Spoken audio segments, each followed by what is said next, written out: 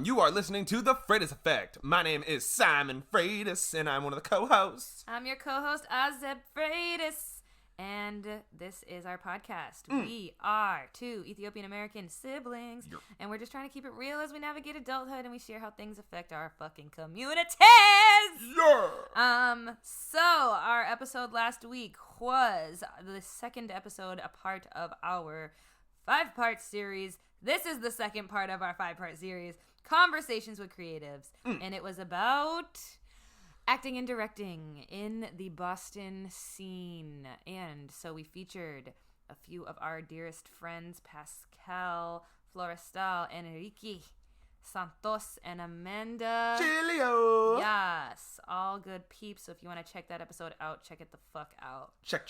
Excuse all my swears. I'm just really aggressive this week. Get the bill. So, Simon, what is this week's topic? Today, we are talking about music. So, on this episode of Conversations with Creatives with the Freitae Effect, we are discussing music management, producing, and what comes with it. The different experiences our friends have to share with multiple interviews featuring Rob, Sarah, and Tito, and Jeannerva. Now, Yes. Azeb will discuss a bit more on their backgrounds. For sure. For sure. Faux show. Okay, first of all, if you go to Wendy's and you order a faux, you have to say, "Excuse me, I'd like a faux." You can't say 4 for 4. You cannot say 4. You cannot say 4. You have to say faux. Faux. I really wish it was faux because that would make more sense. Faux. Yeah. 1, 2, 3, 4. You should say it 4 times because it's faux. But whatever. Give us more of the faux. Back to this. Sorry we did that so much. Not sorry. But as you know, we're not sorry. So, my dearest colleague and friend, Rob Morgan Kelley. As you people know, I like to say everyone's full actual name. He is an entrepreneur and heavy hustler. He's a creative curator of many music, branding, and event agencies that exist in Boston. And if you've been here, you know the motherfucking vibes. Vibe. Our other folks that we are featuring in this episode, Sarah Hutchinson and Tito. He wants to remain nameless. Yes. But if you know him, he goes by Uncle Tito. They are the homies, yeah. And they're actually starting a podcast called Vibes to Reason, talking about the Boston music scene, uplifting local artists, talking about what's going on in the music industry. And last but not least, our nearest and dearest Jeannerva Phillipaux, aka Eli, aka Thutmose the Third, aka T3 on the SoundCloud streets. Dizzle. He is our music producer. He created our theme song. Yes, he did. He's been featured on The Selection Radio multiple times. Ooh. King of the vibes and one of my favorite people on the planet. The best. Y'all will get a sneak peek of what it's like to have a conversation with me and Jeannerva. It's pretty great. Yeah, but before we get into that, how about let's turn the tables. It's gonna get turned. Turn. How the turns of tables. So, if this is your first time listening, if this is your third time listening, if it is number 27 or whatever, then I'm still gonna explain it to you what this is. It is a plot twist section. It is a little story section. It is like smection. Wow, I can't read, can't speak, whatever. Words are hard, guys, and we get through it. But cheers to 19 crimes. Cheers. All right. So, yes. But on this part of the show, I will just be discussing a little part of my life that went fucking sideways when it didn't need to, but it's music related, so it's on the show. It was a 6th grade band concert, which, you know, is just the peak of your life. Yeah. And we're all hanging outside the old Everett High School on Broadway. Oh, yeah. Do you know the story? Yep. So the doors are locked because obviously, and woo! I vividly remember this day. Yep. And let's do it. We're all hanging out on this hill, or like just the side of the high school that's like a grassy area, and there's like older kids that are like in Azeb's grade that are eating gobstoppers, and they suck. They're the worst. They were literally the worst, and they were like, "Hey Simon," I'm like this little pudgy sixth grader, and I'm like, "What's up?" And then they're like, "You want some candy?" And I was like, "Of course I do." So I'm running down the hill like fast as, you know, full speed, and I tripped. And of course, there's a nice old slab of concrete in the middle of this grassy knoll. So Karma decides to appear, and I slice my leg open, and I start crying, and I'm like, holy cow. And then someone called an ambulance, and the EMTs showed up.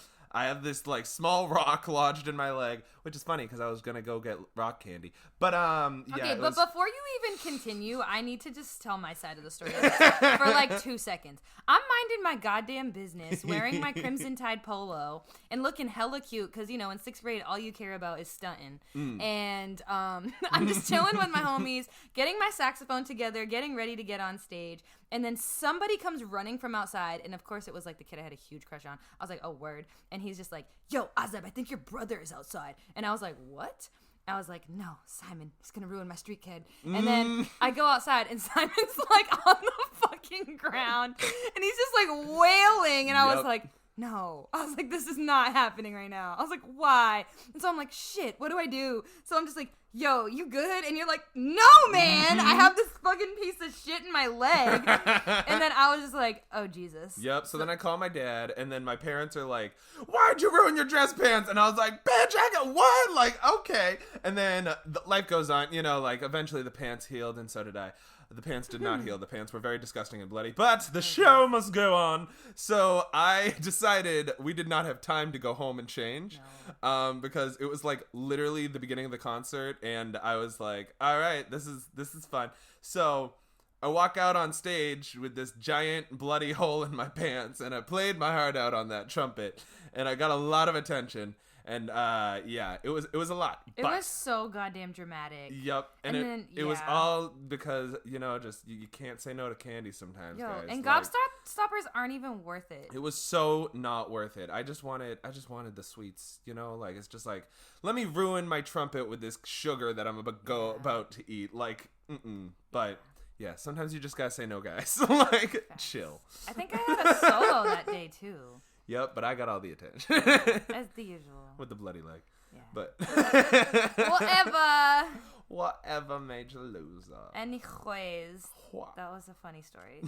I'm happy to know your perspective on it because all I knew was the pain back then. Oh yeah, you were. I just remember seeing you like in that hole and just being like, "Oh God, this is not." But it's also like, Everett, why do you have a slab of concrete in the middle of grass? Big questions. Big old cues. Alrighty, y'all. Let's take a break. Skirt. Hi, friends. First, we just want to thank everyone who's made a donation to support the show through the various platforms like Patreon or by attending our events. Running a podcast costs money because, as we say often, this shit ain't free! So here's what your dollars go to when you make a financial contribution to us. Production costs. I edit every episode, and when you make a donation, it goes towards paying for reliable editing software, so we don't lose our audio files. Streaming. It costs $18 a month to keep our episodes available for you to listen wherever you hear us. No matter what donation amount, these are just a few of the ways we've seen how our patrons are able to make a positive impact on the show. See what exclusive access you can get to our content by becoming a monthly donor through Patreon or PayPal. You can go to patreon.com/The Freitae Effect, and you can find the PayPal link in any of our episode descriptions or in our Instagram bio. All right, let's get back to the show. Alrighty, so we are back from our break, and we're going to go dive right into Rob's interview with Azeb. Alrighty, so Rob, what is your full government name? Robert Lee Kelley-Morgan. Beautiful. And Yes. so how would you like the people to know you if you had to introduce yourself? I'm a talent manager, entrepreneur, a consistent learner. You feel me? I just love to learn in everything I do, and I'm action oriented. So, but talent management and entrepreneurship is really that's my sticks. You feel me? I feel Basically taking talent and optimizing them to build a long career. You know what I'm saying? And that's what I plan on doing for the rest of my life. So it's been going great. It's growing every day. I'm working hard every day, and it's amazing. Weird. So how did you find your way here? Like, did you start off as an artist or? What brought you here? No, I never was an artist. You know what I'm saying? Like, or I never identified as that. What really got me into, I was into marketing since I was young. You know what I'm saying? Like, I used to like, I was into marketing and music since I was young. You know what I'm saying? I used to have LimeWire and iMesh and BearShare, like every app you can possibly imagine, download music and put it on my PSP. And then, you know, MySpace came along, and that was like HTML, and it was like really artist focused in a sense. So everyone turned into a somewhat artist when MySpace came along, because we were editing our photos, and then we were doing HTML to make our page look great. And then we even on our A&R joint when it comes to having like having to pick one song for your page. You know what I'm saying? So I used to dive deep looking for a song to represent what I'm feeling in that moment, because this was before they even asked like for status updates. You know what I'm saying? So you had a page with no status updates and just about you know what I'm saying? So you really wanted to identify. So I used to dive deep in the crates looking for new music to like set myself apart in that sense. You know what I'm saying? On MySpace. So that led to, you know, just an interest in lifestyle and art, and of course like just going back to, you know, everything that was, but like just my interest growing up. You know what I'm saying? I was always interested in just lifestyle and music and the arts. You know what I'm saying? Like I was always an appreciator, but I didn't understand it. Like I didn't understand what I was appreciating until much later in life. You know what I'm saying? And once I understood that there's systems behind these people, I wanted to be that. You get what I'm saying? Like, but I didn't understand that until I probably was like 16, 15 or so. And then I knew like, yeah, I kind of want to do that. Like, so did you find that passion when, like, first of all, where are you from originally? I'm from Boston. You're from Boston. Yes, but I always see you around, so like, why are you always out and about in all these other cities? Working. But no, I went to high school in Georgia. You know what I'm saying? I went to high school and I went to college, like a little bit of college in Georgia. So a lot of my network is out there. Okay. And then LA is just a work spot. New York is just a work spot. If you do this in the entertainment industry, you kind of have to be in those places just to get your feet wet. And then, you know, I love finding like obscure towns as well, like random towns in Alabama and Tennessee and New Hampshire and Maine. You know what I'm saying? Just to expand that way. You know what I'm saying? So I never want to sit. And then when it comes to like overseas, like understanding that overseas is a market as well. You know what I'm saying? So I've been to Italy. I've been to Amsterdam, and you know what I'm saying? I love overseas. So I shot videos. I executive produce videos in Tokyo, and I love global. I love global. You know, I love the world. Like I always was obsessed with maps and the continents, and just understanding like this place is bigger than where I'm currently at. How can I get to these other places? And just thankful I chose a career that allows me to, you know, visit these places and do work in these places and experience them from a very unique lens. You feel me? Right. Exactly. Yeah. So is this your day job? Yeah, this is my full time. This is my everything. You feel me? Like this is my livelihood. This is my livelihood. This is my passion. This is my forever thing. You feel me? I've been doing this full time for 6 years now. You know what I'm saying? That's amazing. Yeah, and it's never gonna, like, if it was gonna stop or I was gonna stop, it would have stopped a long time ago. You know what I'm saying? I've been through the worst days while doing this, so now it's all plus. It's all good. You feel me? Right, because you've been building up to this point. Yeah, so now it's like nothing's gonna be worse than the days that was behind me. You feel me? So it's like this is really what I'm gonna be doing for the rest of my life. So hell yeah. So it's fun in that regard. You feel me? Knowing that I got my whole life ahead of me, and I'm just getting started, and it's fun. You feel me? Yeah, yo. So how did you start? So you said you went to college.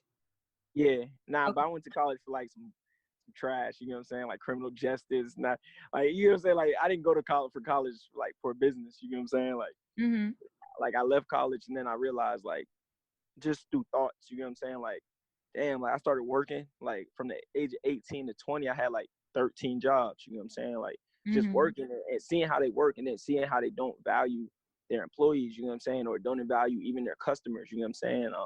And realizing like, hey, I can provide value, you know what I'm saying? I can do this better. I need to do it. Like I can't be saying this all my whole life. You know what I'm saying? I can do this better when it comes to owning and operating a business on a large scale. You know what I'm saying? I can't just keep saying I can do it. So I was like, at 20, I'm gonna take a leap. and that leap was starting my own line of hats. Like it was just snapback hats. Cool. But the intention with those was to, put creation and success on the minds of future legends, literally and figuratively, like putting it on their head, like that you can be great. You know what I'm saying? And through there, like that mindset and that ethos, you know what I'm saying, ended up like to this very day, we still use those ethos in my company. Like even though we have progressed past, just making hats, and now we are a full service management company, and we own a apparel brand.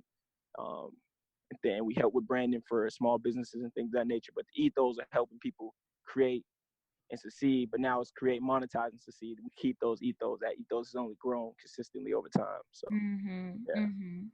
So, what's the name of all your little businesses you got going on? Got you. Stupefy is a management firm, so we manage brands, companies, creators. EG Supply is the apparel brand. It's Embodied Greatness Supply. And RLKM agency is a branding design marketing agency to help small businesses with whatever they got going, and with the like small to medium sized businesses with their business plans and their execution on what they want to do long term. Awesome. Yeah. And then of course, I'm the director of business and creative affairs for Most High Kingdom, which is a music collective out of Boston that features Milkshaw Benedict, Sean Wire, Najee Janie, Give DJ, and Shah RZA.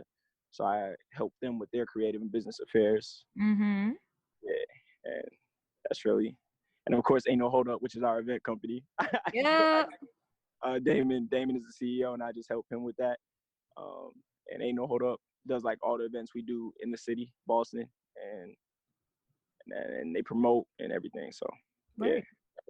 Yeah. So out of all of the places where you do all this work, which one's your favorite? Well, Boston, of course, because like my heart is here. You know what I'm saying? Like this like Boston has helped me tenfold. Like just the support system I have here, the city itself, the libraries. You know what I'm saying? I can't even tell you how many hours I spend in Boston Public Libraries, whether it be Copley, Dudley. You know what I'm saying? Grove Hall, you know what I'm saying? Like those hours put in definitely has changed my life. And I'm just thankful that I have access to those and appreciative. So Boston for sure. When it comes to where I've been, definitely when it comes to like best place I've been that made me feel like, wow, this is amazing. Probably Berlin, Germany. That was like one of those places that really stuck with me, and just the calmness of it and the energy. Like I fell in love with that city. Can't wait to go back. Hey. Yeah. I've never been. I've always wanted to go though. Yeah, it's incredible. Like it's amazing. So, have you only worked with musicians, or have you considered like managing other types of artists? Well, I considered it for sure. Like we manage technically brands, companies, creators. So our goal is to turn creators into brands, and then those brands into companies. So it's like a pipeline that we develop. Cool. And right now we focus mainly on musicians, you know what I'm saying? But once we get the system like more efficient and improved, my goal is to be straight like all forms of lifestyle, like even the newest type of content creators, you know what I'm saying? But we want to get the system right with the musicians first. And before we dive into different industries, you know what I'm saying? But the goal is for Stupefy to be like on the level of William Morris, Endeavor, and Creative Artists Agency, and you know what I'm saying, some of the biggest management companies in the world, and full service when it comes to booking, when it comes to management, booking, venues, you know what I'm saying, like Live Nation. Like we want to compete like that. So eventually I'll have to dive into different markets and things like that. But right now we focus on these musicians. You feel me? I feel you. Yeah. That's dope. Yes, big dreams. We're making it happen. Yeah, trying to. You feel me? It's a tough road, but hey, someone got to take it. You feel me? Yep. So is there anything that you're working on right now that like excites you, or that you're really excited about? Yes. I'm working on a new clothing collection for EG Supply. Of course, Milkshaw Benedict has an incredible album called The Process that's coming out soon that I'm executive producing. Word. And Sean Wire's working on new music. We're still promoting we're working on videos for his last project, Internal Dialect, right now. We actually shooting one tomorrow. We shot one last, like 2 weeks ago. Dylan Gray just dropped his project, Welcome to Saturday. We shooting videos for the next month. Just a lot of get DJ, you know what I'm saying, is working on some amazing music. And we just been building, you know what I'm saying? We just been building and working, like trying to build the infrastructure needed to accomplish our dreams when it comes to this music, lifestyle, entertainment thing, you feel me? So I'm excited. I'm working on probably like 15 projects right now, and I'm excited about all of them. Oh, that's dope. Yeah, you got a hell of a lot of shit going on, man. And I am very excited to be like witnessing it and just like watching you grow and just like uplifting this whole community of artists because Boston needs it, yo. Yes, and I just want to say thank you. I appreciate you like having this platform and using it to uplift and inspire and, you know, continuing and being very intentful about what you're doing, you know what I'm saying? And that's like the main thing, like intent gonna drive it all forward. Like if we all move with intent, then we're all gonna grow, you know what I'm saying? Absolutely, And absolutely. I love that, you know what I'm saying? And, you know, Boston definitely needs great media, you feel me? And intentful media and media that pushes positivity and growth. So I appreciate you for sure. Well, thank you, Rob. I hope you have a good rest of the evening. I will. Thank you so much. I appreciate you. Of Is course. there any other questions? No, that's it. You nailed it. All right, say less, say less. Thank you so much. Of I course. appreciate you. Have a great night. You too. And I look forward to listening to this and more. You feel me? Hell yeah. Let's get it. Peace out, man. All right, see you later. So now we are back from our interview with Rob and Azib. And Azib's going to share a little bit of notes before we jump into the next interview. Yes. So, you know, there were just some things that he was talking about that I felt like were really important to just kind of point out. First of all, I just love the way he just like talks in general. Like he's always just so like motivating and inspiring. And I just love his language and like the passion in his voice when he speaks. And he just like is such an attentive person. And I just think that's really important to point out, you know? Yep. He's also one of the only people that we've interviewed that have said, I don't identify as an artist. And we're going to talk a little bit more about that later. Of just like identifying as an artist and how it's hard for some people. But he genuinely has always been interested in the behind the scenes part of it, you know? Yeah. And I think it's interesting because a lot of us don't find out about the entertainment business or the business part of entertainment until way later in our lives because they don't promote that or encourage that as an avenue for you to pursue. It's like a secret society, you know? Yeah. I like how he said that his intro to like music was through LimeWire and MySpace, and he talked about like how MySpace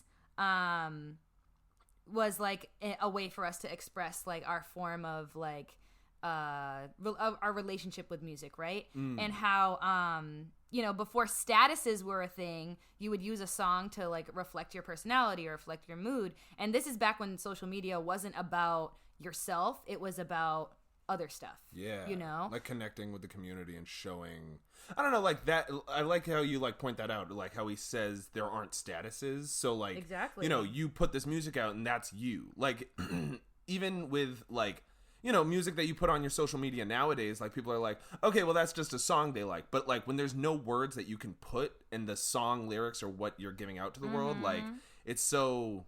Yeah, it's so much more solidifying of the identity. Yeah. It also just makes you realize MySpace was really about a music platform, but we all tried to make it what Facebook is. Yeah. And Facebook was like, wait a minute, I can make MySpace into Facebook. And like, you know, when you think about like even Instagram is just with like captions are lyrics from songs, you know, so it's just kind of like the flip of what it was intended to be, you know? Yeah. I think it's also important to point out that there is more than the U.S. and that we can think globally and consider other places on this planet when we are thinking about pursuing our dreams. I think it's also really important to point out that Rob is the first time that we asked someone, hey, is this your full-time job? And he said, yeah, man. But it's also because, you know, he's been building it up until this point. He learned all this information really early in his life, and it took him 6 years to get to where he is to be this successful. So it takes time, Okay. Yep. It's importante. And but just commitment and like yes. patience, because like I remember hearing when I was in school, like, don't pursue theater if you have a backup, like, you know, it's like only like you have to like put your heart and soul into this to be successful with it and accept all the failures that come along. Facts. Because if you just give up as soon as possible, then you will never be successful in the arts industry. Like, you always have to believe in yourself and your ability to grow into the person that will be successful. So, and he did that. Yeah, he did. And he's still doing it. Every day. I just really appreciate how he talked about, you know, I've worked like 15 different jobs at the same time. Because we all have. And just kind of like recognizing that if you can survive that and then take what you learned and go for it, you know, then it can work for you at some point. Yeah. You know, like sometimes you really just have to start small and start with one thing. He started with snapbacks, you know, and now here he is running all this amazing shit. And also, like I said, just because some of us don't learn it as early as Rob did, that's okay, because when you find out this information, it's up to you to choose when you're going to continue to pursue it and what works for you, because all of our lives are different. Yep. You're not behind just because your life's on a different timeline. Amen. So keep that in mind. Yeah. But let's get into our next interview with the homies, Sarah and Tito. Alrighty, so we are here with Sarah and Tito. How are you guys doing today? What is going on? Fantastic. Beautiful day. Yeah. So I just want to ask first, if you guys could please identify yourselves for the listeners. I'm Sarah. I go by she, her, hers. My name's Tito. Like the vodka. Yeah. I prefer not to give my government name. We're just gonna keep it as Tito. That's it. Damn, it's like that? That's the type of Shit, time we're on? Oh, it's just like that. That's it. I like it. Keep to yourself. Screw the government. Okay, great. We're getting that check, though. I mean, we're getting that check from the government. The one thing that almost works. Like, Right. fuck the government. So let's talk about art. I'm with that. I'm with that. So first I want to ask y'all, do you guys identify as artists or art appreciators? Half and half. I was going to say the same Like thing. Arnold Palmer. I don't want to say I'm an artist, especially not even established as an artist, but like I like to create things of my own. But definitely an appreciator at the same time. I was going to say, I think as someone who's trying to get into artist management, I think I appreciate art more if I'm going to be working with artists.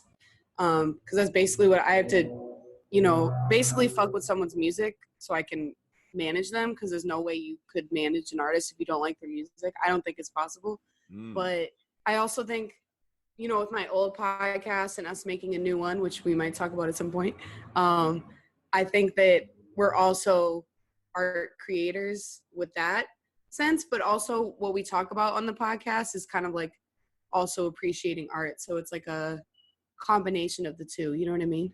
Yeah. Okay, so then I want to ask, how did you find your path to the world of music management? So I'm trying to make that my day job. I'm not getting paid for it right now. I'm just interning. But I feel like every day I kind of get closer to that. Just building my resume, you know, gaining that experience. I found my way to the artist management world from actually a Zeb. She knows how much I want to get into that and make that my career. And she connected me to Rob from Stupefy. And he's like, I respect him so much. He has a lot of knowledge.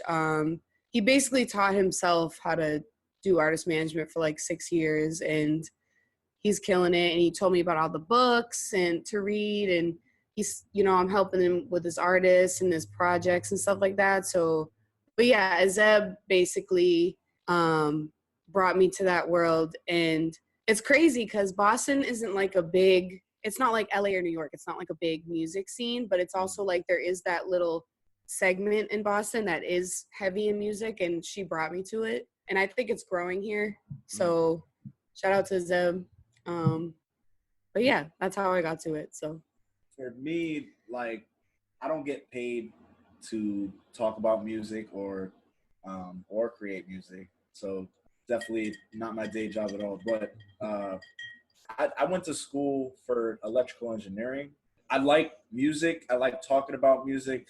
It just makes me feel more like a person. And that's just, I feel like the sort of field of work that I'm currently in or that I'm pursuing is so different than like my actual personal life. I just really enjoy talking about music, and I like making music too. So that's all it is for me. It just makes me feel more like a human being. Yeah. I like that. What are your day jobs? Right now I am a server at a restaurant in Boston. Basically to pay the bills and put money in my savings because that shit pays. And I'm trying to eventually move out of Boston, probably within the next few years, get myself a car and some property, you know what I mean? So I want to have like a heavy number in the bank account so I don't like go out there. I want to go out there with a job waiting for me, but also if I don't, I'm going to have to, rely on that for a little bit until I find a job. But I definitely don't want to go back into the service industry when I leave it. So that's, it's not something I necessarily want to do. I don't hate it, but it helps me out financially like a ton. So yeah. I'm in the same boat as like with the serving thing. That was what I was doing pretty much the whole time that I've lived in Boston, actually. Like I said, I went to school for electrical engineering. I actually just graduated in May. I mean, I practically have like job offers already. It's actually part of the reason why I cut my hair. I had the locks in. I didn't even have them for like not even 2 months. They were coming along great. And I was like, I don't even know why I'm putting in so much effort and time and money into growing my hair like this when I know I'm going to have to cut it. Unfortunately, like that's just how corporate America is. You know what I mean? Yep. Again, it kind of leads back into what I was saying before. Like, I really like doing creative stuff. It just makes me feel more like a person aside from like my work. You know, the stuff that pays the bills is totally different from like my personal life.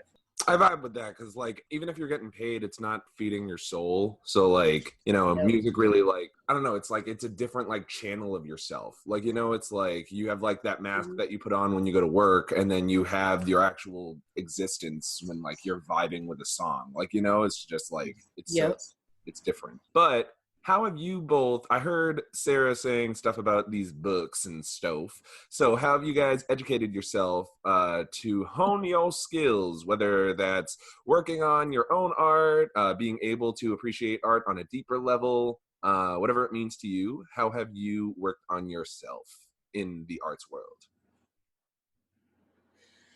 world? Definitely the books. Reading can be extensive though, so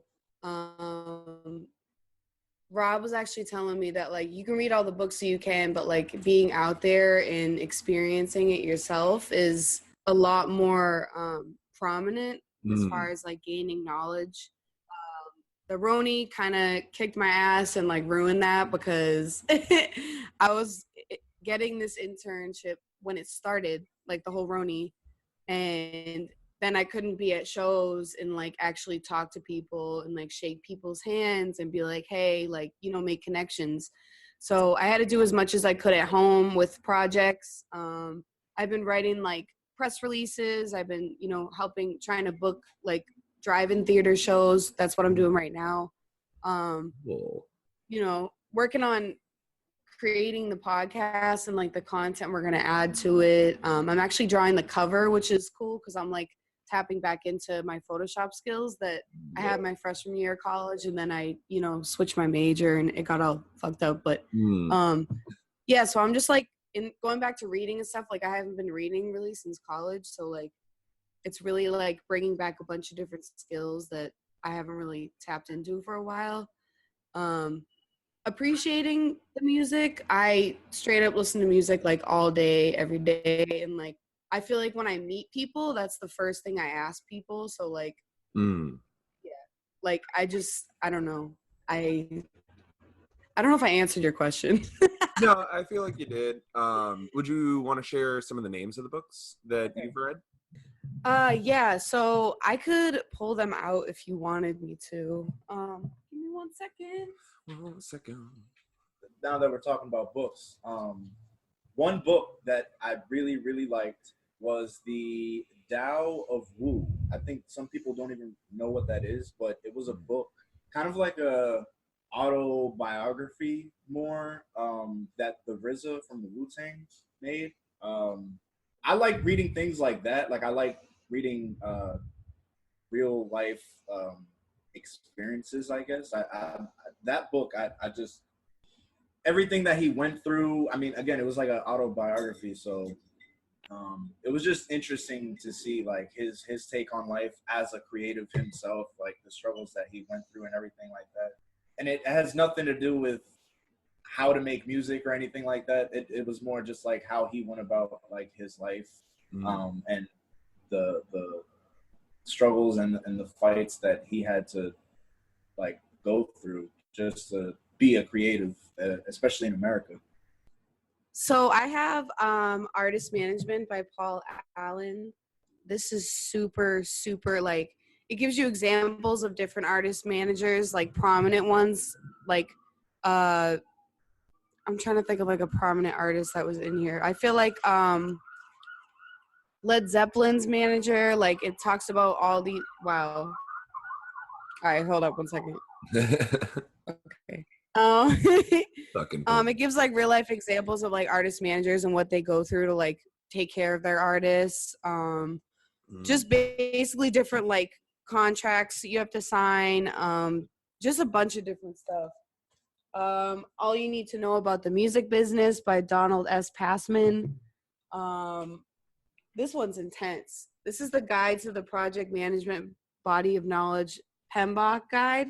So this is more on the project management side, which I think is incorporated a lot into artist management. So he recommended that one as well. And then the project management for musicians. So it's basically a mix of project management, which is kind of a broad subject, but also artist management, which gets deeper into like working with artists, mesh with project management, I'd say. So yeah, I'm actually like getting through the second one, and I have 2 more, just because I've had like a busy summer and so far, and trying to like get my experience first and then like read the books after, because I'm trying to like, I don't know, I feel like the experience is more important, but I'll get through them. I'll get through them at some point. Slowly but surely.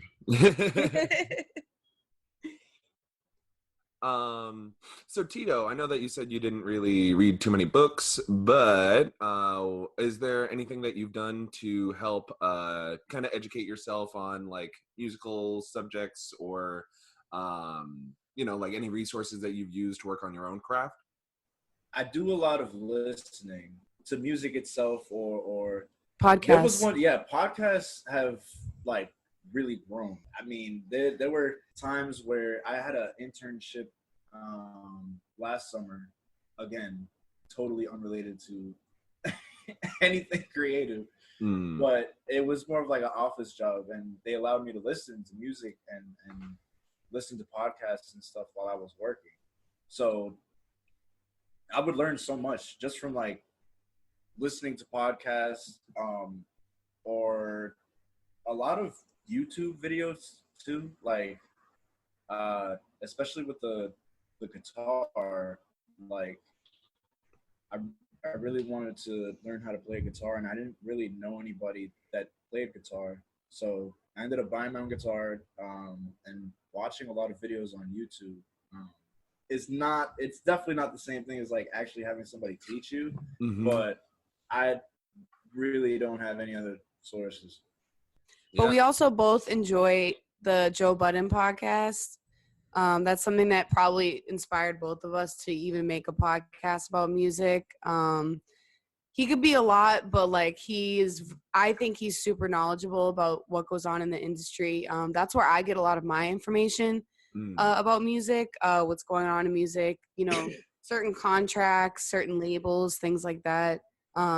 and it's also like really funny, and like they like, I don't know, they just make me happy when I listen to them. So I'm like, we should just make a music podcast. And I know Tito likes them too. So I just want to say too, I was a fan of Joe Budden before the podcast even came out. Like I knew who he was. I knew about Slaughterhouse. So when the podcast came out, it was kind of like, oh snap! Now we could actually listen to a creative speak.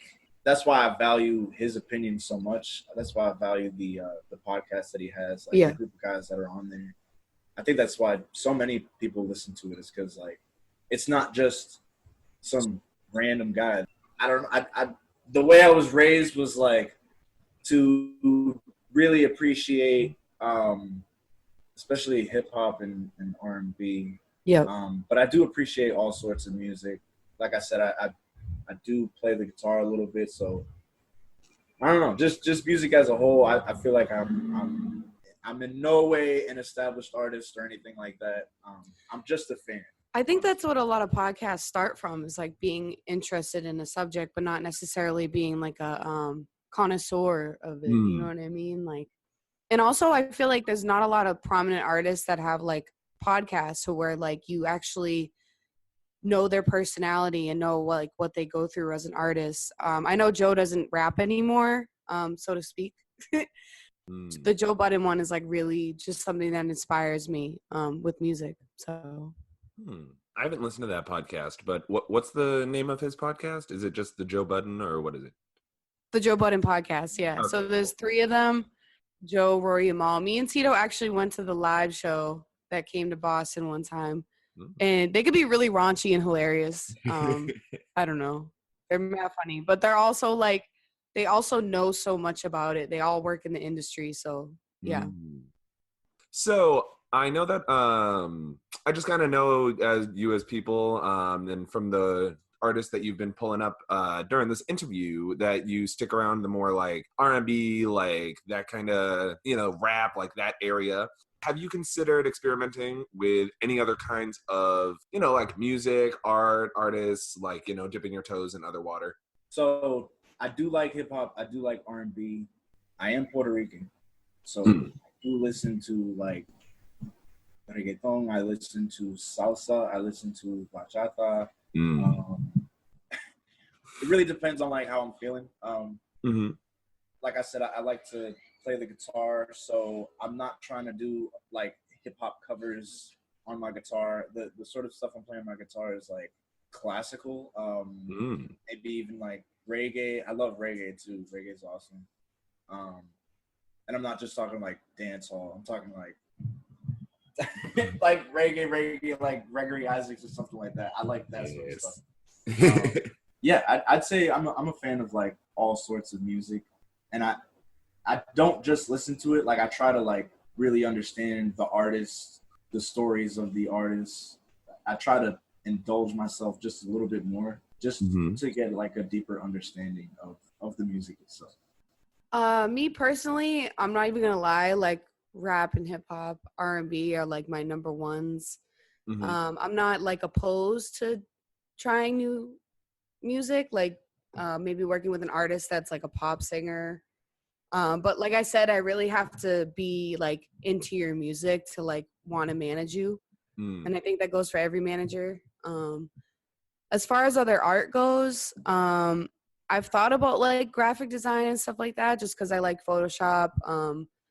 Adobe products are really cool to mess with. There's a lot to learn as well. And I feel like if I keep practicing that, like I've been drawing the podcast cover, I can incorporate that with other things with management, like maybe helping an artist with their cover or something like that. I don't know. I'm trying to like really focus on one thing, but like keep other ones in mind, and just, every now and then practicing it and seeing where it goes. So that's me. Before we finish off this interview, where can our listeners find your work, and how can people support you? So we haven't put our podcast out yet, but you're going to see that real soon, within the next month. We're going to be promoting it like hell, asking our friends to promote, like we promote y'all's podcast, things like that. So you'll see it on, we'll update y'all when shit gets dropped and when it's gonna drop on Instagram. I don't use Facebook personally. Maybe Tito does, but do you use Facebook? I have Facebook, but it's yeah. I feel like Instagram is the number one place to, Mm. you know what I mean? It's the number one place to like promote. And we'll be on all platforms at some point: Apple, Spotify, SoundCloud, Vibes to Reason. So just look out for that colorful ass cover. Because I'm working hard on it. And you'll see within the next month. We'll be out there, so you'll see it. Wait, our Instagram at Sarah_E_H. That's my Instagram. I actually have 2 accounts. At Javi, Javi got this. That was my original IG page, and I actually made it into a health and beauty profile. I did make another IG account where this one's at Tito_Especial. This other IG account, I'm trying to make more of like my personal life. That's where you can see me posting pictures of like if I'm at a party or something, or like with my girlfriend, like whatever it is. That's the IG that I'm trying to use. Trying to get a little bit organized here, but we'll see. I'll just finish off this interview by thanking both of you guys so much for being here on the show with us. Thank you for having us. Yeah, it's always a pleasure. Wait, did you say something, Tito? I just said I appreciate it. All right, love you guys. Let's go back to the show, y'all. And we're back from Sarah and Tito's interview. I have a couple of things I kind of wanted to mention. Mm-hmm. So I really liked how Tito talked about how music helps him connect to humanity and just kind of makes him feel like a person, especially because it's such a contrast from like what he does during the day and just like for everything else he's doing, like with health and beauty and whatever. You know, I think that's really important to take a note of like art reminds us that we're people. Yeah. You know? Especially when corporate America wants to suck your soul out so hard, so... Yep, relatable content, even though I've recently been liberated from the corporate streets. We are free, we are free. We are free! Even though this shit ain't free, we are free. Yeah, this shit ain't free, though, so please make a donation. Donate. You know where to find it. Or become a sustainer, but whatever, we'll get to that later. Yarp. So I think it's important, again, to mention how we have to start small for these big dreams, right? And as Sarah was talking about, getting out of Boston is kind of really the only way for her to expand her network. And I agree, because the Boston scene is really small, but it's building. It's growing. It's just not as sustainable or supported or as encouraged to flourish the way that it does in other places where creativity is the culture, like New York or LA or other places outside the US. But, you know, it's hard to invest your energy to grow in the Boston arts scene, like especially if you're trying to learn more and you feel like you've tapped everything. And, you know, we have this culture of fighting for all the same grants and for all the same locations, so we're all being pitted against each other, right? But the arts community is one of the most supportive communities I've ever been a part of. So while it is hard for this collaborative environment to exist in Boston, we are trying to change that, you know? Yeah. I also feel like that brings up the point of you can't wait for the scene to adhere to you. Like, you know, you have to always keep your eyes out for the next thing that's going to help you build. And, like, if you're not growing in the place that you are in, then you might have to look for somewhere else to grow. Facts. And that's okay. It's literally, it is fine to get up and go somewhere else. Yeah. Update. Put yourself first. Tito talked about his hair. Homeboy chopped his hair. Snip. Homeboy is balderino, okay? Snip. So just wanted to let y'all know, in case you see otherwise. The summertime sadness just hit. But yeah, so rest in peace to Tito's Beautiful her. locks. But another thing I thought was interesting that Sarah mentioned was that people are doing these drive-in shows. And I love seeing the creative scene get creative. When I was watching or participating in the Dance USA virtual conference, which is, again, creative F, They mentioned stuff like that, like doing drive-in performances, or a hike-in, like hiking into a somewhere in nature and watching a show, or biking in, you know. I like the idea of that because it's like creating the endorphins while you're going up there because you're exercising. And then it's like you like worked it off and you deserve it. Yeah. Not that you have to exercise to deserve anything. You can deserve art on your couch with a bunch of Hot Pockets in your face. That's like, do whatever right. you need. Hot Pockets. So, I also thought it was funny, like, when she mentioned, you know, what kind of music do you listen to and how that's a prime indicator of, like, what your friendship is actually going to look like. Because that's so true. Like, it's just true. Oh, yeah. Because music is, like, kind of the subconscious language of humans. So it's, like, even if you're not, like, speaking words, if you listen to jazz and it's, like, the way that the instruments speak, or, like, you know, that kind of way that, like, people communicate with each other without saying things. It's, like, body language, but in a electronic sense for other people, or, like, with a musical instrument, like, that, the sound sense. Yeah, you know? like, it's just, like, it's a universal language. When they kept talking about the Joe Budden podcast, in my head, I thought they were talking about the Joe Rogan podcast. And I was like, wow, I didn't know Joe Rogan knew so much about music. Like, that's amazing. I should really start listening to him. Both great podcasts, I guess. I don't know. I'm not a Joe Budden fan, so. Oh, my God. Also, you don't like Joe Budden? Okay, get over it. Opinions. I'm just like, Drake or the Migos talk shit about him or some shit. So I mean, I don't know. I'm pretty sure the Migos jumped Joe Budden, but I'm gonna just leave that there. So you know, we don't know if that's true or not. I'm just saying shit. So most important thing, the homies are launching a podcast. Yeah. Vibes to Reason, boasting local artists, uplifting our fucking peeps, and just, you know, shooting the shit. So if you like to listen to Sarah's cute little giggles, tune the fuck in. I thought one last thing that she said that was really important was the idea of, like, you know, I can't manage someone that I don't actually appreciate their work. Yep. And yo, that goes for anything. Yep. Like, I can't teach you if I don't actually like what you do, or if I don't like you, you know, period. Yeah. And also, I'm not going to connect you or be motivated to guide you through this, like, scene to provide you with the resources you need if I'm not a fan of your work or of how you treat people. Yeah, I feel like it's difficult to put on that persona of wanting to assist someone when they won't let you. You know, it's like when it's like, okay, you're treating me badly, so, you know, why would I want to see you get better? And it's like, if this is my job and I have to do this, then I will do my absolute best at it. But if this, you know, it's always a two-way street when you're working on something, when you're collaborating, when you're trying to, you know, convey information and, like, get something reciprocated. Like, it's... Facts. Yeah. And also just, like, going back to, like, what Rob was talking about, like, this is a job, you know? Yep. Like, managing an artist, it's not easy. Like... It's also, it's work. So it's like, if the person who's managing you isn't inspired by you to lead you and to help you, then that's, you know, that's because there's something up with you as an artist that isn't connecting. And you need to have a team of people who believe in you in order for you to prosper. Yeah. So, you know, check the damn attitude at the door. For real. Because nobody cares about your shit. Everybody got time to grow and space, and you know what? You ain't Jesus, so you ain't perfect yet.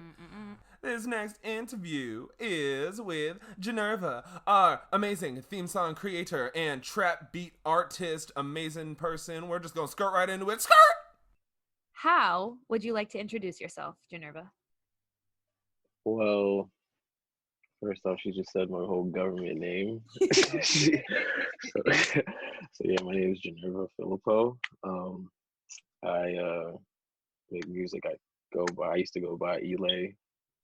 Now I go by Thutmose the Third, but you can call me T3 for short. Okay. Yeah. So how did you get into this realm? Can you let people know, like, what you do exactly? How did I get into it? Yeah. But starting with what you actually do. Starting with what I actually do. Yes. Like, as like a job? Well, like, with this. With this? Yeah. So, yeah, I make music. I literally just, I sample a lot. So what sampling is, you take a piece of, normally it's a piece of old music, like back in, like, I would say 1960s, 30s, 20s, all that stuff. Like people usually sample jazz, soul, but it could be anything. Whatever your mind is feeling, you could just express it. Just sample whatever you want. But yeah, I sample a lot of music. I sample a lot of soul, a lot of jazz, and I chop them up and then I recreate what I sampled. And yeah, so pretty much what I create, if you speaking in genre, I would say like it'd be hip hop, but Okay. like the type of hip hop be like more boom bap and like relaxed type of feelings. So uh yeah, so I just want whenever I create, I just want people to feel relaxed and you know just feel a vibe, I guess. But at Word. the same time, it's gonna be different because I'm always adding some like type of tweak. Mm-hmm. Like I can't like none of my stuff can be normal. I feel it. Yeah, Okay. yeah. Cool. So would you identify as an artist? Um, if I'm reflecting on the time that I put into like my work and stuff, I can't. I guess you can. I guess you can say that because the amount of ideas that I have in my head. But sometimes it's not all about music though. You know, Mm-hmm. like the thing is, I could if when I build up the inspiration from like anything that's art related, like yeah, I'll put it in the music. Sometimes the thing is, I'm not always inspired to make music because like I get bored easily by Mm-hmm. what I'm like when it comes to music that's out now and stuff. Like it's not a lot of real stuff to listen to these days. There's a shift happening though, which is cool. Well, could you say more about that? Like when it comes to music right now, Yeah, like you just mentioned a shift. Like what kind of shift? um, I would say like we call it like the trap scene, but that's still like a hip hop that's like evolved into like what it is right now. Um, Mm-hmm. I'm noticing like new rappers are starting to rap more Okay. a little bit. Maybe I could be wrong, but it's like for example, I would say Lil Baby with that whole Black Lives Matter track, like that was crazy because it literally was speaking on a lot of the problems that we're going through as like a people. So shout outs to him. Well, actually, I have a question about that. How do you Hmm. feel about artists and musicians that are all of a sudden creating these protest songs? Like Hmm. her just released "I Can't Breathe," Oh, I um, need to listen to that. which is really beautiful. Hmm. And I'm not trying to say that, like, Black artists, where were you? Because Hmm. you have the right to create music just to create and just to be. But also, sometimes it just kind of feels like y'all are capitalizing on the movement. Like what's happening right now. Yeah. Yeah. Like why did they do this before this happened before this time? Right. Like Is an that what you're example, saying? Solange has been doing this forever. Forever, yeah. And then Beyonce does it when it's convenient for her. I'm just Yeah, being real. yeah. Yeah. So, like, do you feel that way? I never thought about it that way. Yeah, I guess it's because of the times that we're in now. That's when these conversations are popping off, and it's popping off in the music scene through the music. Um, I never felt that way for some reason. I guess it's just because this is the time that we're in now. It's like we're deep into it, so we might as well just make music about it. Yeah. I'm not thinking in a money standpoint. I'm just thinking like, all right, they're here. They might as well just speak on it and just like express like what they know through their art. Yeah. But I understand like why how come they didn't like do the same thing as Kendrick? Right. You know, Kendrick is another one. He's been doing it he's been doing it forever. forever. Yeah. He's been doing it sort of J. Cole. Yeah, but J. Cole, Sort of, he kind of sort out of. He's out. What you mean? kind of out here. Do you not know what he did? With that song? With the Snow on the Bluff? Yeah, bro. Like, how you gonna write a whole song about No Name and like also bash educated Black women in that whole song by dragging her? Is that what he did? Did you read the lyrics? I did.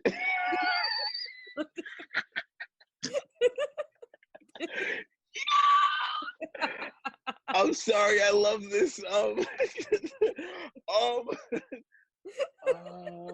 That's just how I interpreted it. no, that's fine. Damn. Yeah. For me, for that song, I felt like it was him reintroducing himself into like. Really? Yeah, like that's how, I don't know, for some reason that's what I got out of it. I thought that was It's a whack ass entrance. I feel like he reintroduced himself Because he's by, always been a conscious rapper. he's been conscious, but he hasn't been conscious on like, Black history and like expressing that in his music, if you noticed. Like he's talked about real shit that's happening today, yeah. Okay. Like at the time. Yeah. But I noticed he's never really, he never touches upon like, like the whole civil rights movements and all that stuff. Like, But he kind of does. Like, in he sort of does, yeah. Like he talks about it on the daily basis. Like he talks about it through like lived experiences of being a Black man. Right. Like when he talks about living in a neighborhood and his neighbors call the cops on him, or and that he's selling dope. And like, with that, it's like he doesn't talk it in a group sense, like a group of people. Like you see how it's like a group of us, just like we're out there protesting and all that stuff. Yeah. Like he doesn't talk about that. He just talks about like what he sees right then and there, I guess. Yeah, and that's exactly what he did in this song. But Like decided to make it about his immediate life, which is what he does. But it's also like, read the fucking room, dude. You know what I mean? Like, right now is not the time to be dragging Black women when we still have not convicted Breonna Taylor's fucking murderers. You know what I mean? Like, right now is not the time to be talking about your love life problems and how this smart woman that you're fucking in love with was like, nah, B, I read too many books. What? Like, I'm not even going there. So anyways, back to this interview. You make a good point though. You got that. I'm fucking tired. So back to this. So what brought you to like producing music? Like when did you find yourself like first interested in it? First interested in it. When I first found myself interested in it was back in high school. Okay. I used to go to the Boys and Girls Club after school. Cool. And yeah, I was different. And yeah, they had like a music room, like a music section, like they had like a whole studio and like this music room. It used to be like a chorus room back in the like old high school. It's like every high school has like an old high school on Broadway. Yeah, I remember that place. Oh, okay.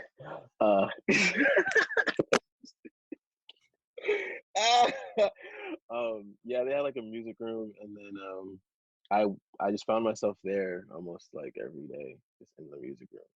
That's dope. Was there like Yeah. a There was like teacher a music or something? director. Yeah, there was a music director. Yeah, she would like to create time for people to record their stuff. Everything was for free, obviously. That's dope. And yeah, I always found myself there. So I made a couple beats at the time, like literally 2 beats, like 3 or 2, and they were trash. It was like around 2010. That's when I first started making music, and then like, I'm like, all right, I'm like never again. And then 2013 hits and I have a friend named Hansley. I think you know him. Hansley. Hansley, he crazy businessman. He wanted to create a YouTube series for Boston because I guess at the time Boston didn't really have much to I mean, we still don't, but right. They didn't really have anything to like to meet the human eye like that. Yeah, like to promote media. To promote media or anything. So he wanted to start that, and then the thing is, as we were planning out, like like our team and like what we're gonna do for the show, I obviously asked him like, yo, I might as well just do the music. But I didn't have a laptop at the time. Out of nowhere, my mom got me a laptop for my birthday, and then I started. Yeah, and I started making music ever since. Like I couldn't stop. Like it was obviously they were just for the show, but it became like sort of a hobby for me after that. So that's when I really started making music. Was 2013. Word. Yeah. So you went to college, right? I went to college. Okay, word. So did you study music in college, or No, what did you study? it was general studies. Just So just general studies. But I had like a huge love for music, obviously. Yeah, I wouldn't. Music was always there to yeah, help me out through college and stuff, even though college wasn't really for me at the time. yeah. Yeah. So like, how do you continue to hone your skills? Like, how do you get like professional development for yourself for like working on this craft? Um, to be honest, I don't know. I just keep listening to more music, more different genres. Um, like I'm a freak every Friday for new music. Like I'm always like right at 12 o'clock. I'll just go on iTunes and just listen to new music that comes out every Friday. Word. Watching production videos on YouTube. Uh, just watching how other producers like just create and build like body of work just like that in the studios and stuff. Like, yeah, that will help me out to create more. But that hasn't been happening a lot. Um, but yeah, it really depends. It really depends.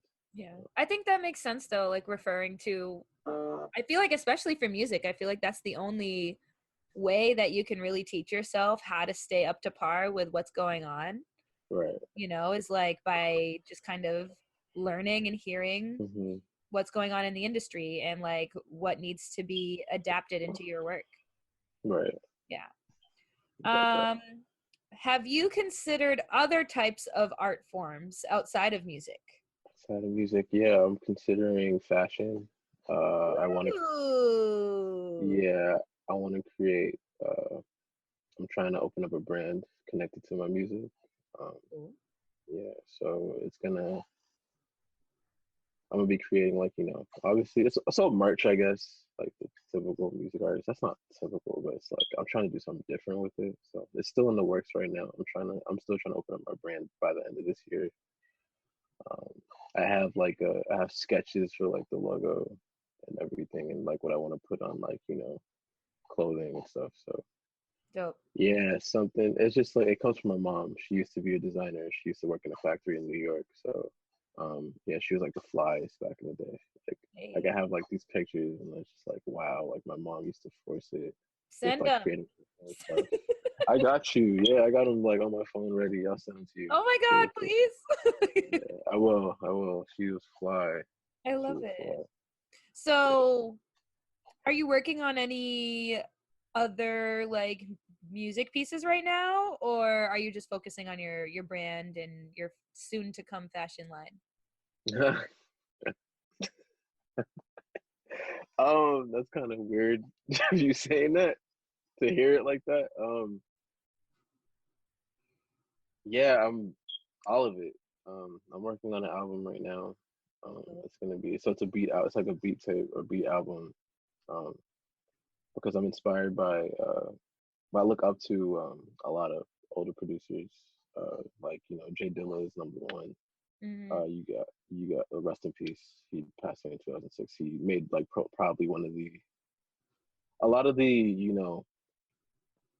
songs that we are grown to love and stuff. Like when it comes to working Erica Badu, Common, all that stuff. Like he's created so many tapes, few tapes. So I'm trying to get on that wave of actually dropping like whole bodies of work when it comes to beats and like have other artists listen to it and then they can hit me up and see what they like too. But yeah, I'm trying to drop an album by the end of this year or probably in a couple months. Depends on how I'm feeling.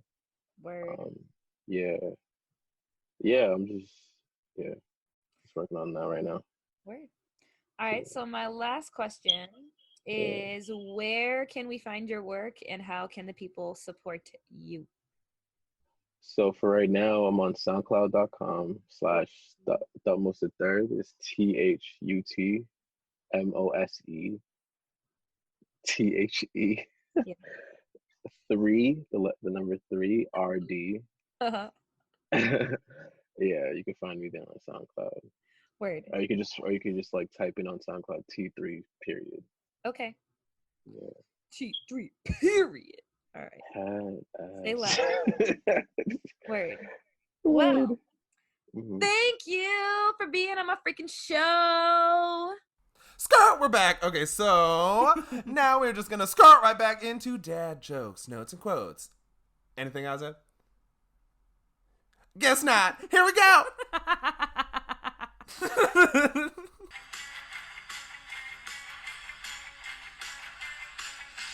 Dad jokes, notes, and quotes. Dad jokes, notes, and quotes. Dad jokes, notes, and quotes. By Scott Freitae. Okay, so this is what? Okay, so yeah, the game is you have to guess which line is from a hip hop song. All right, here's line number 1. She did things that say love. Okay, here's number 2. Sorry. Waterproof makeup ain't made for a breakup. And here's number 3. I love you like a fat kid loves cake. This is hard. Oh my God. Yeah, this is hard. Okay, but I'll Number then- 2. Can I give a hint? Can I give Yeah, hints? you can give a hint.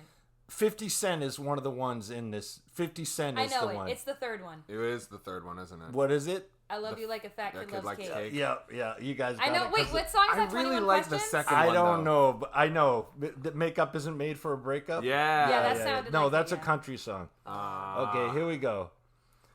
Ready? Yep. I don't have a lot of love, but I have a lot of hate. That's number 1. Okay. You snuck up on me like a Prius. It's number 3. My ass smells like ass.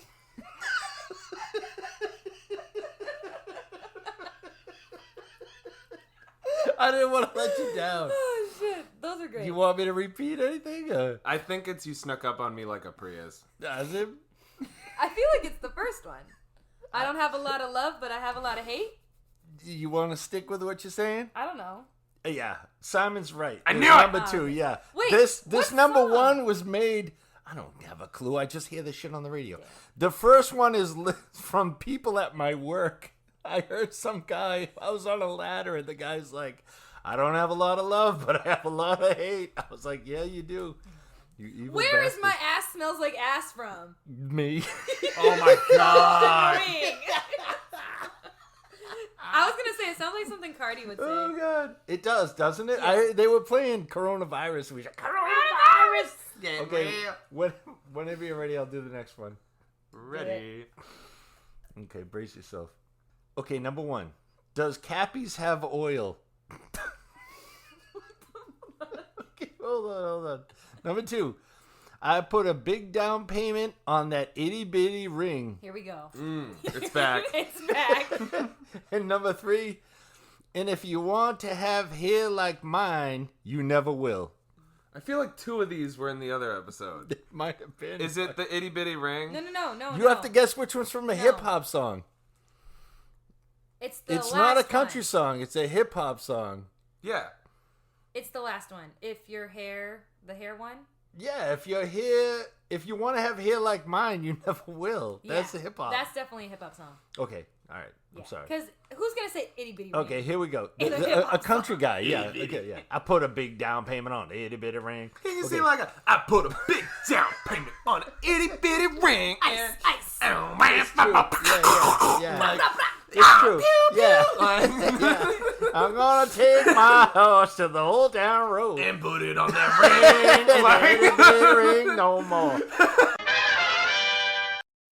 Boop boop shaboop. We back. Yeah, and now I'm just gonna share some common themes that I found throughout all the interviews. One big thing was the reoccurring government names conversation. As you can see, I don't give a fuck. No. And I just be saying everyone's whole ass name. Yeah. To be honest, I never heard of government names until Azim started saying it, and then everyone was like, "I'm not saying my government name," and I was like, "Oh shit, like it's real." Because I'm friends with a lot of sketchy sketchy people. We be under the radar, you know? We know. FBI, you listening all the time, but we know. Hey. And then the next big thing, which Azab already mentioned a little bit earlier, was the identifying as an artist conversation. Yeah. So it's really difficult for most people, other than, Tito identified it. So that was exactly what I needed in life. I just love how Jeannerva was like, I guess. And it's like, bro, you're a fucking artist, okay? Like, it's like, you don't have to be Michelangelo, you know? Like, you don't have to be Mozart. Like, when you create, you should see yourself as a creator, you know? Yep. And that's not coming at him at all. Like, that's like, it was a common theme from everyone else that we interviewed too. It was just it takes time to really identify and claim that title because you understand the weight that comes with claiming that, or the expectations that come with claiming that. And I also feel like in high school when I would hear, what the fuck? like, fucking Is that actual seriously? gunshots? No, it's just fucking fireworks because people are psycho. Pew pew. When I was in high school and I heard someone say, I'm a drummer, but they only played, they had just joined the marching band and like they'd only played drums like 1 year or less. That made me automatically be like, you're not a fucking drummer. Like, you have not put in the time. It's like all these set expectations in my mind when I didn't give this person the chance to even go explore drumming. Right. Like, it's like, I don't know their whole family history, if their dad's a drummer, if Right. their mom's a drummer, if their sister, whatever the fuck. Like, And also, like, at the end of the day, it's up to you to make that claim and that identification, and what anyone ever says to you does not fucking matter. yeah, like, Because this that's is your relationship identity. with that identity. Mm-hmm. Yeah. Like, the fuck? It's like, you are the person that tells people how to speak to you and how to identify, what your identity is. So, don't let the whole fucking world tell you who you are. That's within yourself. And also, there are so many people who are the greatest artists of all time who never would have made it to where they are if they believed the doubting words that people have said to them. Yep. Even like when I talk with Zoe about stuff and she says how there was a book she read that discusses that exact concept of always the self-doubt and like how you have to tell yourself, I'm a master at this, or like, like really like it's all from within yourself of like whether it is self-doubt or whether it's self-promotion of creating that idea that you're gonna be successful or that you will one day be this thing that you're trying to be. Like it's within you. Like it's not the world might define you as it, but at the end of the day, it's all you, boo boo. we don't need to live to their labels. Fuck the government. So FTD. FTG, FG, FT. I'm just saying letters at this point. ABC. You make up whatever you want with them. TW. So TW? the worst. The Dewey Decimal System. The worst. All right, so we're back. But also, I liked how when everyone was discussing their paths to finding this, like, it was like friend inspiration, like working your fucking ass off, like, the different resources that they use. Like, for instance, the Boys and Girls Club. Like, that's something that I knew about and, I went to, like, when I was in Everett, but I never appreciated it. And it's like, those resources are out there for you, but you really have to keep an eye out for what's going to help you grow. And when you're that young and like you're just exposed to everything in the world, I think it really just boils down to what you have that gut reaction. Like, it's like what you are able to what you can vibe with. Facts. And sometimes it comes from your friend inspiration, sometimes it comes from just like a YouTube video or something, but whatever it is, like, latch the fuck onto that and keep going because there's not a lot in the world that makes people happy. Yeah, man. Speaking of which, day jobs. It was, I'm gonna let that out. Woo! Oh yeah. Woo! Oh yeah. Happy people don't kill. All right, sorry. Yay! Legally Blonde, always. That was great. That was just, you got that spot on. I wish I had a hammer to be like in the nail. Yes. All right, go ahead, man. Skirt. But day jobs, like, that was another thing I wanted to point out. Like, talking about serving, it was interesting to hear both of them say, like, yeah, I make money serving because usually when I hear people talk about serving, they fucking hate it and they're absolutely miserable. And it's like, it's just so horrible. But it's nice to hear it through a different light because it can be horrible. And there's people in the music industry that have been able to find a reliable income for themselves when the whole fucking world shuts down. And, well, maybe not when the whole fucking world shuts down because you can't serve the whole world that's shut down. But, when you have another reliable income that isn't your passion, you know, like when you have that thing that just keeps you going to like sustain your life, and you have your passion. Yeah. Sometimes you can be lucky enough to like find your path to pursue your passion entirely, but it is always an insane amount of work to be able to make this your day job in the, you know, the country that we live in currently, and this just the state of the world. Like artists, you know, unless you have a insane network and you know what you're doing from the get-go, then it will take time to build and to find a way to like navigate through, you know, out of corporate America and into the artistic realm. But it's always possible. It is possible. You are not stuck. And also, you do not need to give up on your dreams. If you attended our live virtual show, you will know from one of our faves, Heaven Rada, founder of Heavenly Cosmetics, this is the time to be capitalizing. Capitalize! Capitalize on capitalism in a capitalist country, okay? Now! But also, you know, have your socially minded mindset. Like use this time to plan, use this time to prepare, use this time to reflect and think what's working, what's not working, what avenues should I be using, get creative, reach out, network. Like this is the perfect time to do all that foundational stuff if you've never even gotten here yet, yo. Yep. So like literally just don't give up on yourself because we out here. Yes, and everyone else has already given up on you. So don't follow the world. Don't be a sheep, be the shepherd. Yes, you are the avatar. Hey. So, be your own shepherd, and in that way, you take your nice-ass staff, you take it to YouTube videos. You're gonna be like Tito, and you're gonna be like, damn, I'm gonna learn the guitar and be classical as fuck. Or you're gonna be like Tito and Sarah and like everybody else that said they listen to music and explore the world to find, oh, well, not the world, but maybe the musical world online to find new shit, to really expose yourself to different art, like to just not keep, you know, your network, your own interest, like just finding ways to keep growing as an artist. Like it's just so great. Like if you don't like reading books, then YouTube videos are great. If you like reading books, there were books mentioned in this episode. If you like listening to podcasts, we are here. And Vibes to Reason's coming out soon, and they said they're gonna be dissecting some stuff. Hell yeah. Also exploring the industry firsthand, just like Rob, like, you know, like really finding like all these different avenues of work and finding what works in these systems, and then being able to build that on your own, like in your own business, and saying like, okay, I'm not going to build on my music system to like create another system for podcasters or another system for film or another system for, you know, dance or whatever the fuck until music is all set. Yep. And it's so great. Like focus on one thing at a time, you know? Sometimes that's all you can really do. Yeah. And then copy that model, see if it works. You know? Because you find your own success and you find your failures doing that. So being able to repeat the success while, you know, trying to nullify as much failure as possible, that is ingenious.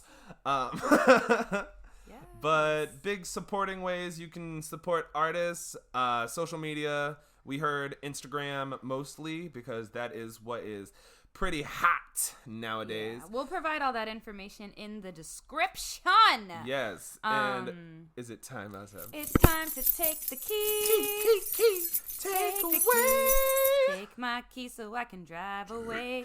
Drive home. Drive the keys. Drive to into the store and get your potatoes. All right. It's always about potatoes. I love potatoes. All right. I have a key takeaway, but I want to ask if you have one first. All right. So my key takeaway is not to give up on yourself. We've said it a billion times, and you know, there's not a lot more to say on it. Like, you will always hear the worst things about yourself in your own head. Like, you will always be your worst critic. So stop doing it. Or if you can't stop doing it, then just find time to put positive energy into your own thoughts about your art and your creations and the way that you've grown. So like maybe take a video of something, you know, like of you trying to create this art. Watch it. Say, God damn, this sucks. Keep working on yourself, and then watch that video compared to another video of yourself and go, oh shit, that sucks, and I still suck, but I grew. And if you keep doing that, maybe you stop saying, damn, that sucks. And you go, okay, that actually starts to look pretty fucking cool. That sounds nice. I fixed this. And then you're focusing more on what you're doing right instead of what is all going wrong. Because there's always so much more going wrong than right. And in this fucking world of like dark ass shit, you gotta be the best you. So. Wait, did you mean there's usually more going right than wrong? No, there's You always said- a you lot said going what you wrong than said. right, guys. There's a lot more going wrong Well, than right. I see the table half full. Yeah, the table. That's not what I said. It's a buffet, guys, and you can't eat it all. You know, sometimes we're all just hungry. I can't eat it. I tried. Eat the good things. Nah, you can eat the shitty things too. I mean, in the world, not in your art. Like, Oh. yeah. No, we take the shit with the good. Okay. The good with the bad. The good with the shit. Take me home. Take me home. No. Controversial. Okay, we back. Okay. All right, let me just read it. I'm so sorry. I don't want to scream in your ears. So, I got my key takeaway. All right, let's just do it. Okasamaki takeaway. Sorry, I went Tony Montana on y'all asses. Tony Montana. So y'all, the art scene is here, and it is growing. I'm talking about Boston. But y'all, for reals, we need all y'all. We need all y'all artists out here, because we want more. Like, we need more. And we're here to support you. As I said, the arts community is like Megan Thee Stallion, the most supportive community I said that right. I've ever been a part of. So I hope to see more people chasing their dreams and goals and just trying it. And the thing is, remember, you do not have to capitalize on this. You can just do it to feel human. Yeah. And as you've heard, all these folks are from different parts of like life, you know, like all types of different backgrounds. So just join us, because you might like it more than you think. And it's not as scary as you think it is, because we out here. Yee. All right, yo. Any announcements? I would like to announce that I have no announcements. Okay. How are you? I still have secret announcements that I have not confirmed, because a juggalo of things have happened in my life. A paw. Yeah. Lots of things have been going down. But you know, it's all for the best, because God has a plan. Yeah. And it's all in alignment. So, you know, we finna figure it the fuck out. But let's just sign off, okay? Let's get out. So, y'all, be sure to like the episode. Share with friends. And follow us on social media. Subscribe and comment on SoundCloud. Follow on Spotify. Apple Podcasts. Or wherever you stream us. Email us or comment on social media. Leave a review with any feedback Affirmations or topics that you want to hear on the show at thefreightesteffect@gmail.com. Thank you for listening. And have a great rest of your week. Bye. Bye. Bye. Bye. Bye.